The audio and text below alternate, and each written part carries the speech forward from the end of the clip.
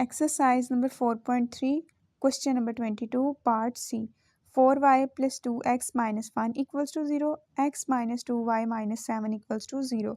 Let m1 be the slope of first line and m2 be the slope of second line.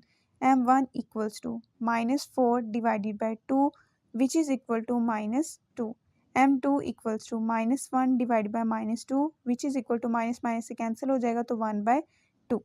Since m1 multiply by m2, अगर m1 को m2 से multiply करें, m1 क्या आया है -2 और multiply by m2 क्या आया 1/2, 2 से कैंसिल तो आंसर इक्वल आएगा -1 के. So the given lines are, दोनों जो लाइंस आई हमारे पास वो क्या हुई, परपेंडिकुलर.